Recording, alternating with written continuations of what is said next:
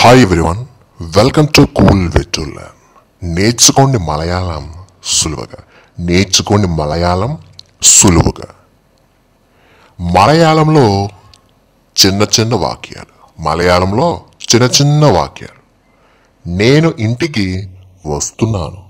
ఆమె ఆఫీస్కి వస్తుంది. వాళ్ళు గుడికి వెళుతున్నారు.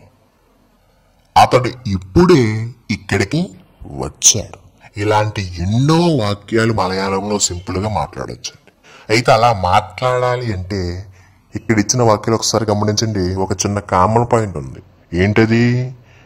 ఇంటికి, ఆఫీసుకి, గుడికి, ఇక్కడికి. చూసారా? ముందుగా ఇవి రావాలి మనకి చెప్పడం మలయాళంలో. మరి చూద్దామా వాటి గురించి? రండి.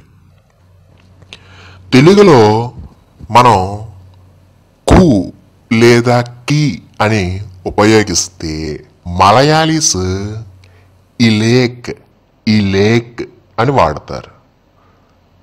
ఓకే, ఈ అనేది కొన్ని సందర్భాల్లో నామవాచకంలో కలిసిపోతుంది. అది గమనిస్తూ ఉండండి. ఓకే, చూడండి.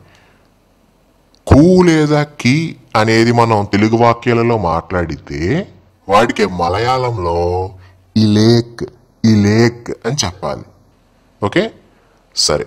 తెలుగు, మలయాళం చూడండి. ఇక్కడ ఇంటికి, ఆఫీసుకు, స్కూలుకు, బస్ స్టాండ్కు, రైల్వే స్టేషన్కు.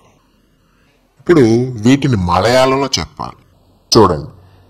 ఇంటి అంటే మలయాళంలో వీటి.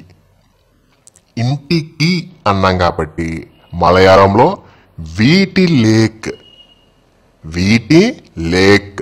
చూడండి, ఈ అనేది వీటి అనే శబ్దంలో కలిసిపోయింది.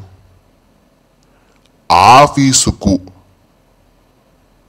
మలయాళంలో ఆఫీసి లేక్ ఆఫీసి లేక్.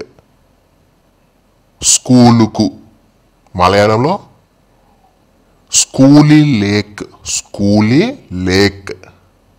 బస్ స్టాండ్కు మలయాళంలో బస్ స్టాండ్ లేక్ బస్ స్టాండ్ లేక్. రైల్వే స్టేషన్కు మలయాళంలో రైల్వే స్టేషన్ లేక్ రైల్వే స్టేషన్ లేక్. గమనిస్తున్నారా? కి లేదా కు వచ్చిన ప్రతి సందర్భంలోనూ కూడా మలయాళంలో ఆ పదాలకి ఇలేక్ ఇలేక్ ఇలేక్ అని కలపడం జరిగింది. ఓకే, మీకు ఇంకా బాగా అర్థం అవడం కోసం ఉదాహరణ చూద్దాం. రండి. నేను ఇంటికి వెళుతున్నాను. నేను ఇంటికి వెళుతున్నాను. నేను అంటే మలయాళంలో జ్ఞాన్ జ్ఞాన్. ఇంటికి మలయాళంలో ఏం చెప్పాను? వీటి లేక్ వీటి లేక్. వెళుతున్నాను అంటే మలయాళంలో పోకున్ను పోకున్ను. నేను ఇంటికి వెళుతున్నాను అంటే మలయాళంలో జ్ఞాన్ వీటి లేక్ పోకున్ను జ్ఞాన్ వీటి లేక్ పోకున్ను. ఇప్పుడు నేను వెళుతున్నాను.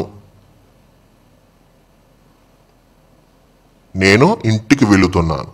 అవునా? ఆ ఇంటికి ప్లేస్లో మీరు ఎక్కడికి వెళుతున్నారో చెప్పండి. ఉదాహరణకి నేను ఆఫీసుకు వెళుతున్నాను. అప్పుడు ఎలా చెప్పాలి మలయాళంలో? జ్ఞాన్ ఆఫీసు లేక్ పోకున్ను. అదే నేను స్కూల్కి వెళుతున్నాను.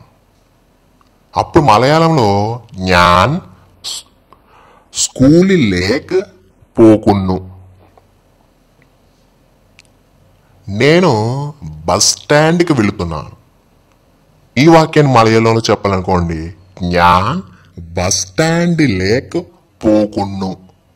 అదే నేను చెన్నైకి వెళుతున్నానని చెప్పాలనుకోండి, మలయాళంలో జ్ఞాన్ చెన్నై లేక్ పోకున్ను. ఇలా మీరు ప్రతి వాక్యాన్ని కూడా ఎక్కడికి వెళుతున్నారనేది సింపుల్గా చెప్పాలి. ఓకే, ఈ వీడియో అంతటితో అయిపోయింది. అయితే దీనికి సంబంధించి కంటిన్యూషన్ వీడియో, ప్రాక్టీస్ వీడియో ఒకటి ఉంటుందండి. ఇక్కడ కేవలం నేను వెళుతున్నాను, ఇంటికి వెళుతున్నాను అనే చెప్పాను.